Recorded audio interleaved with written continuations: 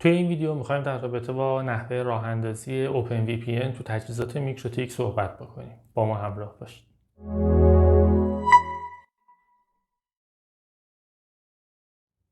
به نام خدا. دوستان سلام، وقتتون بخیر. بهداد رحمانی هستم، مدرس و مشاور میکروتیک.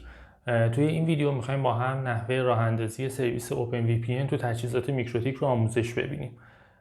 سرویس OpenVPN یکی از پوینت تو پوینت پروتکل‌های خیلی پرکاربردی هست که متدهای مختلف احراز هویت رو پشتیبانی میکنه و طیف وسیعی از سیستم عامل‌های مختلف رو به عنوان کلاینت میتونه پشتیبانی بکنه.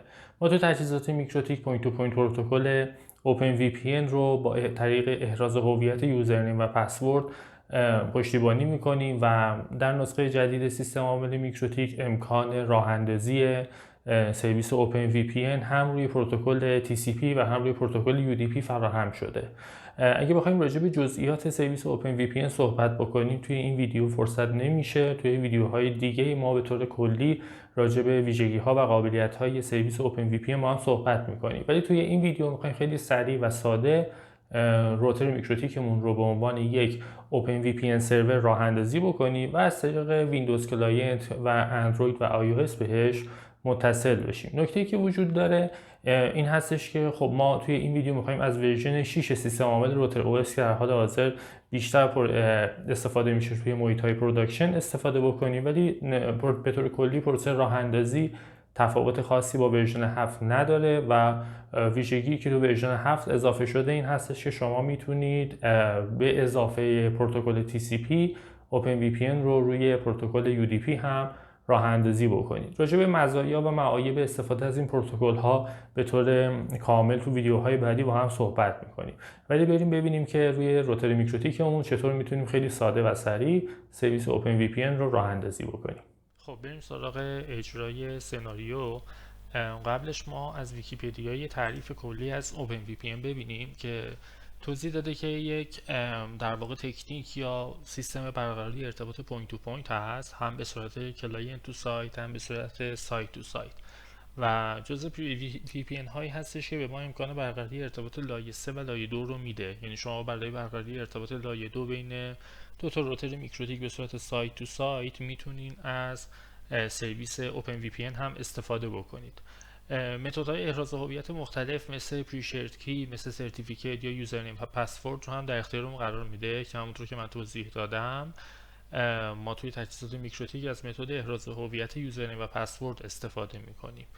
و خب یک ویژگی خوبی که داره اینه که شما امکان راه اندازی سرور OpenVPN پشت شبکه نت رو هم دارین. خیلی جا هستش که شما روترتون مستقیما به اینترنت متصل نیست و قرار هستش که از طریق یک مودم یا از طریق یک دستگاه دیگه به اینترنت متصل بشه. به راحتی با انجام عملیات پورت فورواردینگ روی اون دستگاه و هدایت ترافیک حالا TCP یا UDP مربوط به پورتی که روی سرویس OpenVPN رو راه اندازی میکنید به سمت روترتون از طریق مودم، به راحتی میتونید این سرویس رو راه اندازی بکنید و از ویژگی ها و قابلیت های خوبش استفاده بکنید.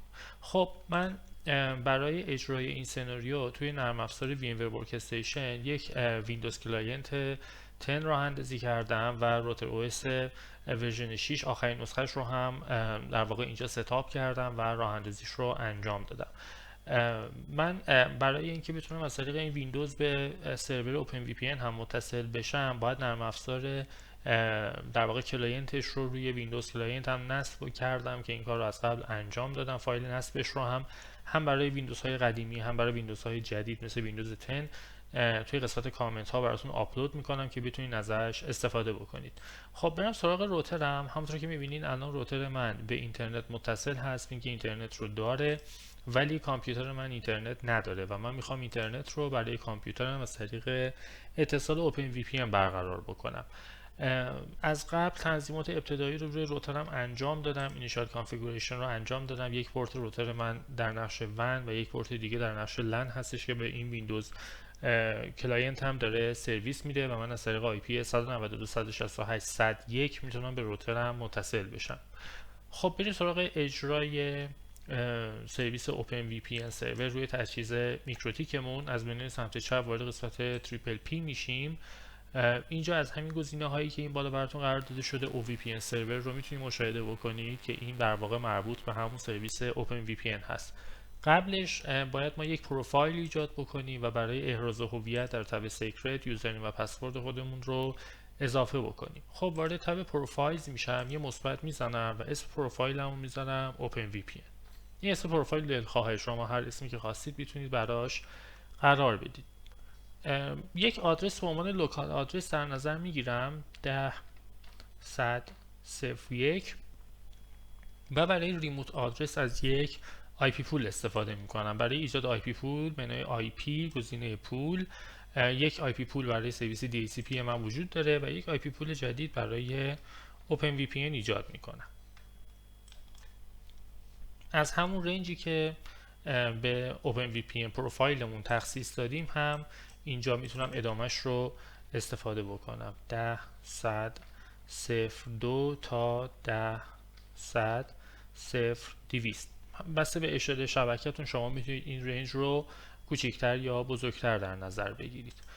توی این لیست ریموت ادرس در واقع آدرسی هستش که قراره به کلاینت های ما تخصیص داده بشه. اون آی پی پولی که اونجا ایجاد کردم رو استفاده میکنم. نکته دیگه که اینجا توی قسمت پروفایل وجود داره اینه که من باید یک DNS سرور به کلاینت ها معرفی بکنم که بتونن از طریق این DNS سرور عملیات ریزالو دامین نیم ها رو انجام بدن. اگر DNS سرور شبکه داخلیتون دارید میتونید اون رو معرفی بکنید، اگر نه به راحتی میتونید از DNS های پابلیک استفاده بکنید. گزینه Change TCP MSS رو روی حالت yes قرار بدید. توی ویدیوی دیگه به طور کامل راجع به TCP MSS و نحوه محاسبهش و لزوم تغییر دادنش باهاتون صحبت میکنم. گزینه دیگه اینجا نیازی نیست تغییر بدیم. توی تب پروفایل هم ما بقیه گزینه ها رو به صورت دیفالت قرار میدیم و اوکی میکنیم.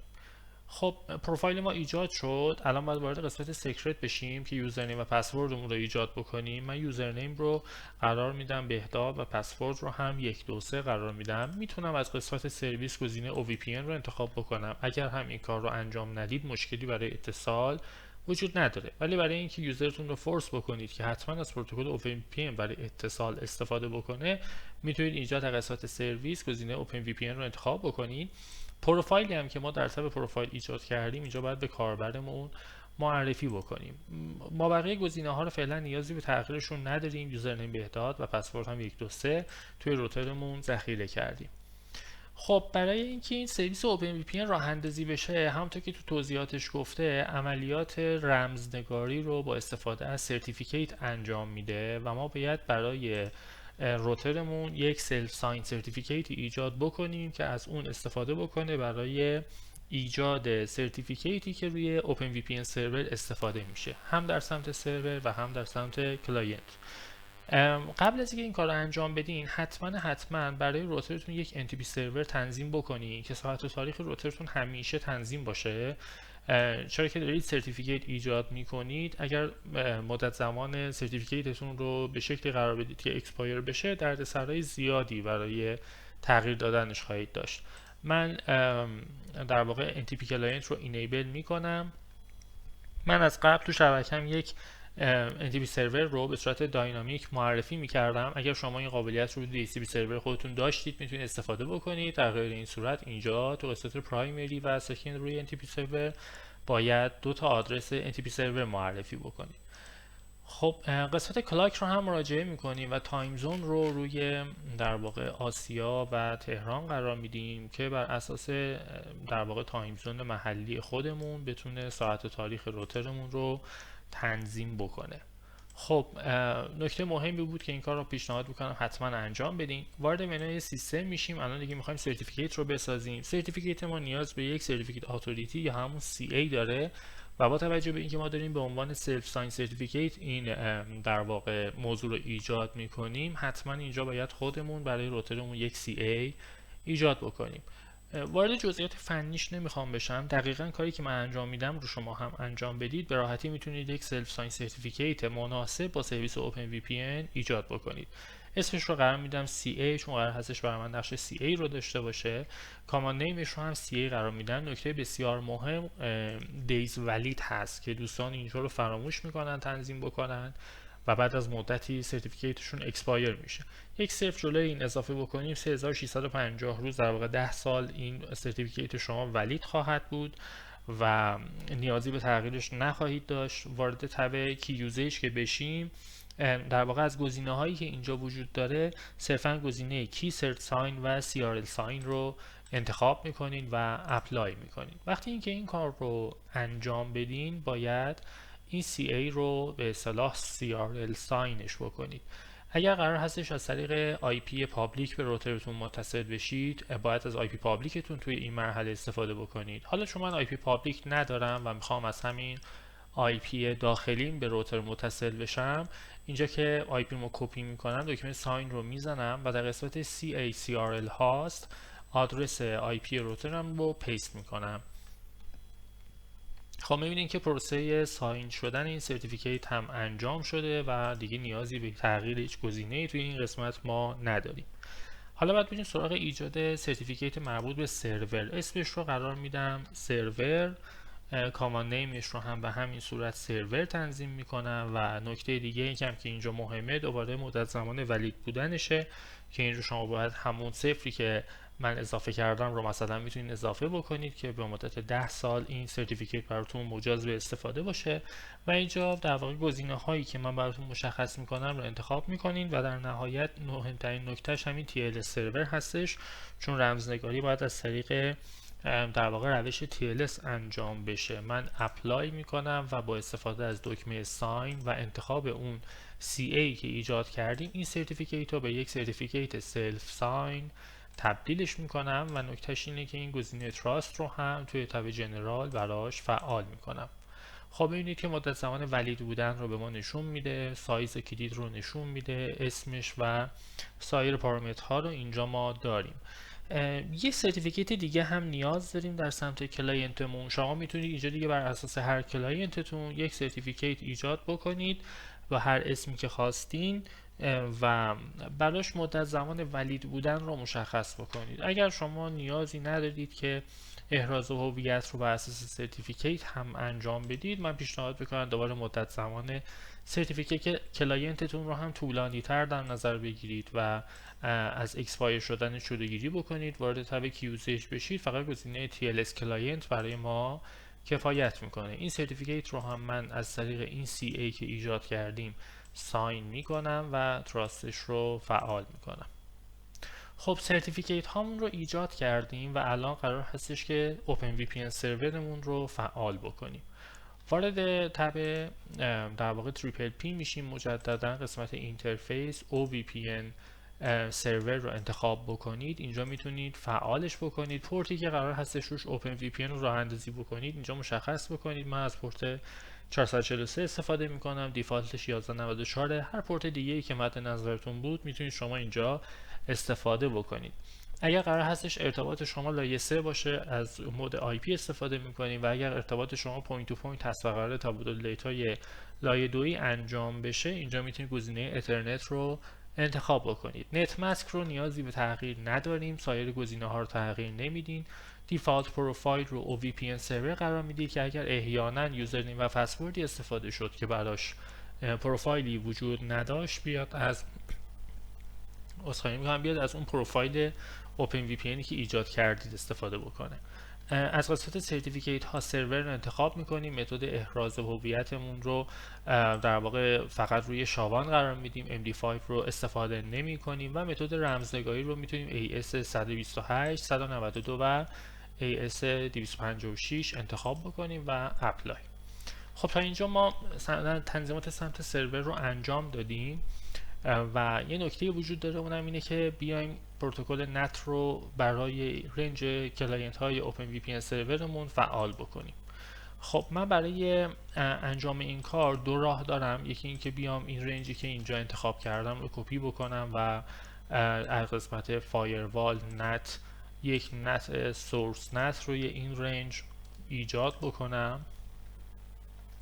صرف/24 اوت اینترفیس هم اینترفیس ون میشه و نوع کانکشن هم در واقع اکشن رول نتی که میسازم مسکیوریت میشه. این یه راهه که خب راه بیسیکی هست راه حرفه‌ای تر چیه؟ اینه که شما بیاین روی پروفایلتون یک ادرس لیست اضافه بکنین.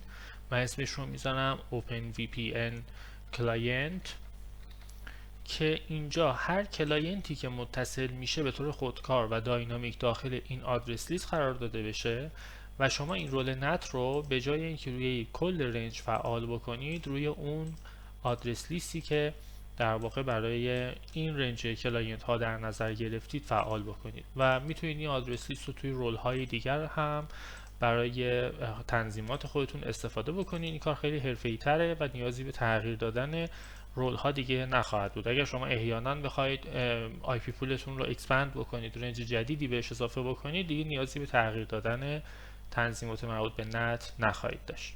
خب این تنظیمات مربوط به سرور بود. در سمت کلاینت شما نیاز به یک کانفیگوریشن فایل دارید که این کانفیگوریشن فایل با پسوند OVPN هست. تمپلیتش رو هم برای شما توی قسمت کامنت ها قرار میدم. فقط کافیه که این رو با یک نرم افزار تکست ادیتور باز بکنید. یک سری پارامترها داره. قسمت اول معرف این هستش که این فایل یک فایل کلاینت هست. نوع دیوایس تانل هست، در واقع ارتباط لایه 3 قرار هستش برقرار بشه. پروتکلی که استفاده میکنه TCP هست. گفتم خدمتتون روی روتر OS ورژن 7 امکان اتصال از طریق UDP هم فراهم شده، ولی دیفالت روی تجهیزات میکروتیک نسخه ورژن 6 اتصال فقط از طریق پروتکل TCP انجام میشه.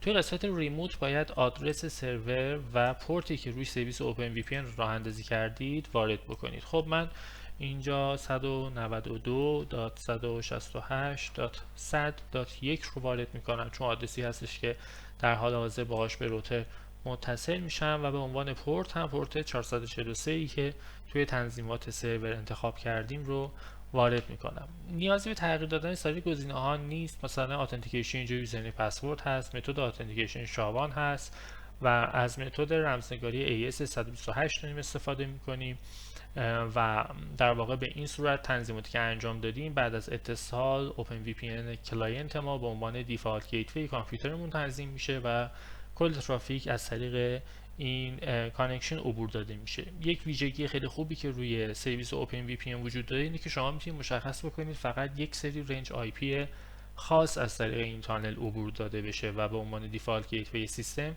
تنظیم نشه، که خب توی ویدیوهای بعدی ما خیلی عمیق‌تر راجع به این صحبت میکنیم. الان نمیخوایم خیلی پیچیده‌اش بکنیم. نکته مهمی که وجود داره اینجا در کنار IP آدرس و پورت فایل سرتیفیکیت مربوط به کلاینت و فایل CA هستش که باید اینجا توی این فایل ذخیره بشه. من از این سرتیفیکیت هایی که توی روترم ایجاد کردم باید یک اکسپورت بگیرم. فایل CA رو اکسپورت میگیرم و فایل کلاینت رو هم به همین صورت اکسپورت میگیرم. یک پس فریز 1 2 3 4 5 6 7 8 رو هم براش انتخاب میکنم که برای من پرایوت کی رو هم ایجاد بکنه.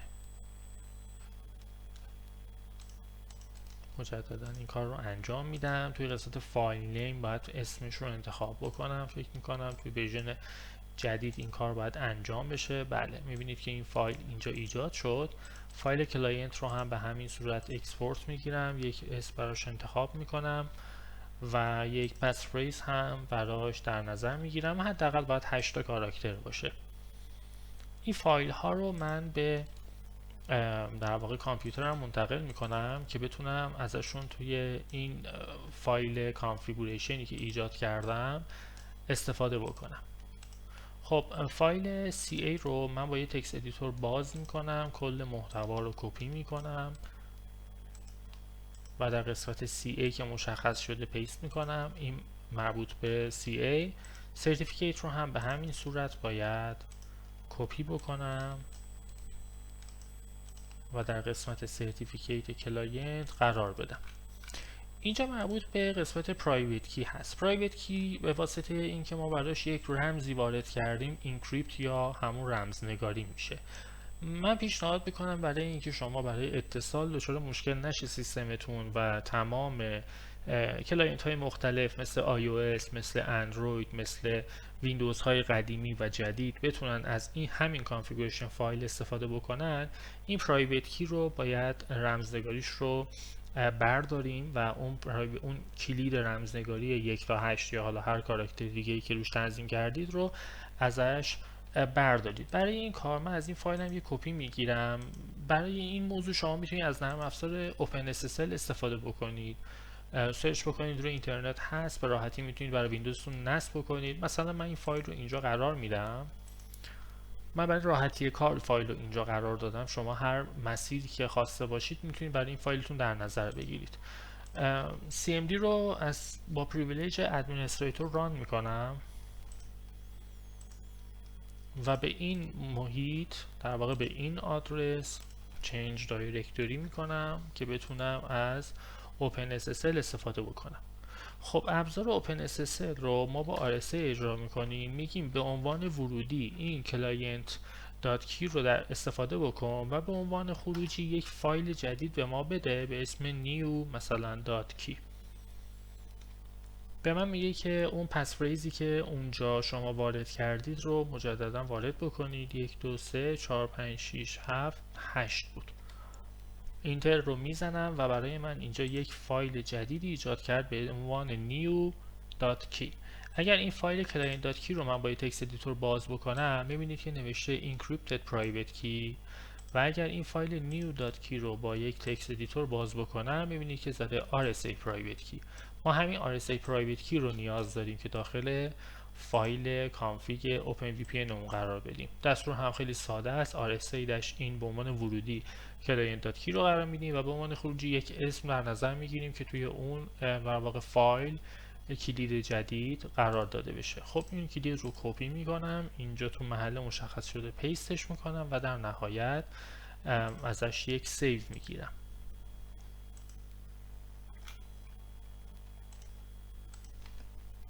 مثلا اسمش رو میذاریم mikrotik.ovpn. خب این فایل mikrotik.ovpn اینجا برای ما ایجاد شد. من این فایل رو میتونم همینجا مستقیما اجراش بکنم، به خاطر اینکه نرم افزار OpenVPN رو از قبل روی دستگاه هم نصب کردم. از من یوزرنیم میخواد. یوزرنیم ما بود بهداد و پسورد هم 1 2 3. منتظر میشم که این ارتباط برقرار بشه. خودش میاد با روتر ما ارتباط برقرار میکنه، کانکشن رو در واقع استارت میزنه. بعد از که ارتباط برقرار شد پارامترهای مربوط به آی پی آدرس، DNS و سایر موارد رو دریافت میکنه و در نهایت انتظار میره که ارتباط در واقع شکل بگیره و عملیات اتصال برقرار بشه که بله میبینید که initiation sequence complete، این کار انجام شده و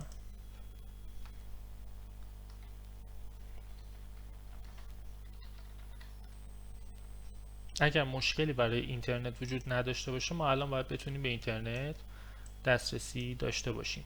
یک چک بکنیم تنظیمات رو. اینجا تو قسمت اینترفیس میبینیم که متصل شده این یوزر ما و از قسمت اینترفیس هم میتونیم ببینیم که این IP 10.100.0.200 بهش تخصیص داده شده.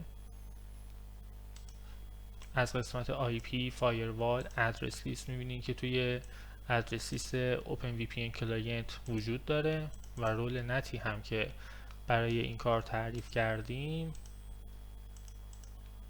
فعال هست و باید کار بکنه. خب مجدد تست میکنیم.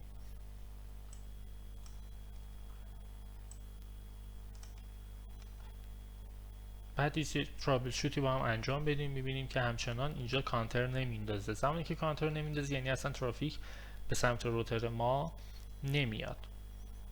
خب من یک بار ارتباطم رو از طریق تانل چک میکنم. 10.100.0.1 رو ما بعد ارتباط داشته باشیم. بله خب این تا اینجای کار یعنی کانکشن ما برقرار شده و به روتر ما از طریق OpenVPN متصل هستیم. ممکنه که این رول نت ما باشه. من میتونم این OVPN کلاینت رو اینجا بردارم و همون رنج رو مجددا اینجا اضافه بکنم و ارتباط ما با روتر که برقرار هست ارتباط با اینترنت رو چک بکنیم.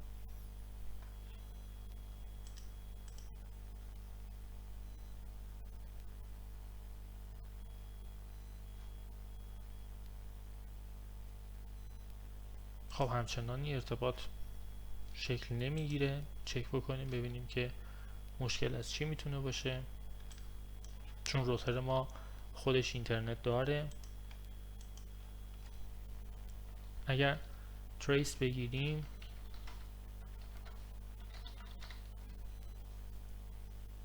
ببینید همچنان داره ترافیک به 101 منتقل میشه، یعنی کانکشن برقرار شده ولی به عنوان دیفالت گیتوی نیست. احتمال میده که به خاطر اینکه ما با دسترسی ادمنستریتور این کانکشن رو برقرار نکردیم ارتباط شکل گرفته باشه، ولی اجازه ایجاد رول در واقع روت دیفالت گیتوی براش وجود نداشته باشه که میبینی این ارتباط اینجا شکل گرفته. خب برای اینکه این قضیه حل بشه ما میتونیم بیایم در واقع این سرویس اوپن وی پی اینی که ایجاد کرده بودیم رو استاپش بکنیم.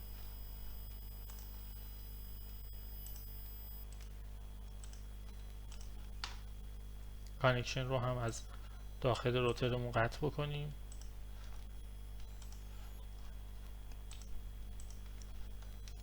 خب این فایل کانفیگ که ایجاد کردیم برای اینکه این مشکل دسترسی ادمنستریتورش حل بشه مستقیما داخل فولدر مسیر نصب اوپن وی پی ان فولدر کانفیگ قرار میدیم و در واقع نرم افزار جی او آی اوپن وی پی ان رو اجرا میکنیم که ببینید از ما پریویلیج ادمنستریتور میخواد و کنار ساعت ویندوز قرار داده میشه. اگر روش دابل کلیک بکنیم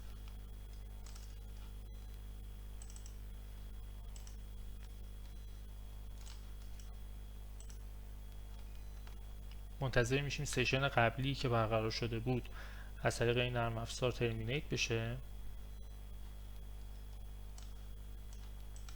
ممکنه این موضوع برای شما هم پیش بیاد، حتما بهش دقت بکنید که این میتونه از دسترسی ادمنستریتور باشه، مشکل دسترسی ادمنستریتور باشه.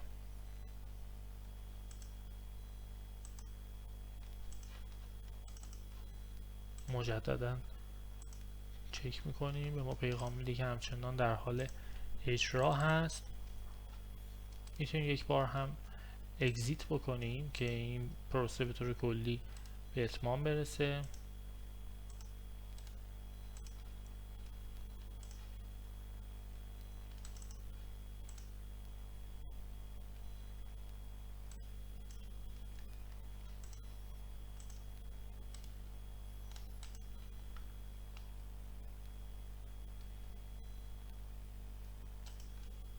چون فایل کانفیگ دیگه ای توی اون فولدر وجود نداشت به صورت پیش‌فرض این نرم افزار از در واقع همون فایل کانفیگ استفاده میکنه. خب برای اینکه مطمئن بشم که این نرم افزار روی ویندوزمون داره درست اجرا میشه یک بار ویندوز رو ریستارت میکنم و مجددا ادامه ویدیو رو با هم میگیریم. خب ویندوز رو مجدد راه اندازیش کردیم، نرم افزار اوپن وی پی ان رو اجرا میکنیم.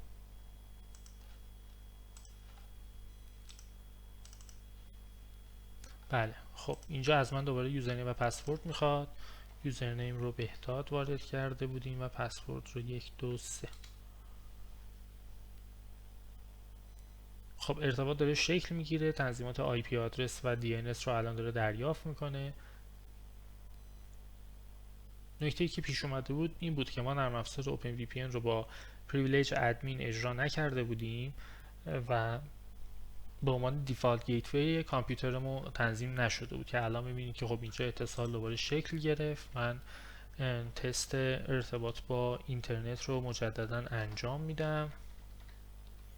بله میبینید که الان دسترسی به اینترنت وجود داره. به روتر هم مجدد لاگین میکنم. توی تنظیمات روتر هم میبینید که این اینترفیس ایجاد شده و مشکل از رول نت ما نبود. الان اون اوپن وی پی ان کلاینتمون توی این آدرسیس قرار داده شده. رول نت رو هم من میتونم مجددا برگردونم به حالت قبل. دقت بکنید این مسائل ممکنه برای شما هم پیش بیاد، حتما جزء نکاتی هستش که شاید کمتر کسی بهش توجه بکنه، ولی زمانی که شما سناریو اجرا میکنید میبینید دچار یه مشکل شدید و راهکاری ممکنه براش وجود نداشته باشه. خوشبختانه توی ویدیویی که ما براتون الان ضبط کردیم این مشکل حالا وجود داشت و نحوه حلش رو هم شما متوجه شدین. حتما بهش دقت بکنید که این موضوع بسیار ساده‌ای هست. ارتباط برقرار شده بود، توی روتر هم می‌دیدیم ولی اینترنت نداشتیم. به خاطر اینکه ما با دسترسی ادمنستریتور اجرا نکرده بودیم این مشکل به وجود اومده بود. خب اینم از نحوه راه اندازی سرویس OpenVPN روی دستگاه میکروتیک که از طریق ویندوز هم بهش متصل شدیم. همین فایل رو شما میتونید به گوشی اندروید و iOS هم منتقل بکنید و از سرویس OpenVPN روی اون دستگاه ها هم استفاده بکنید. خب دوستان، امیدوارم از مطالبی که توی این ویدیو خدمتتون ارائه شد استفاده کرده باشید. هر سوال یا موضوعی داشتید میتونید توی قسمت کامنت ها مطرح بکنید که حتما توی ویدیوهای بعدی بهش میپردازیم. ممنون میشم که این ویدیو رو لایک بکنید، کانال ما رو سابسکرایب بکنید و به دوستانتون معرفی بکنید.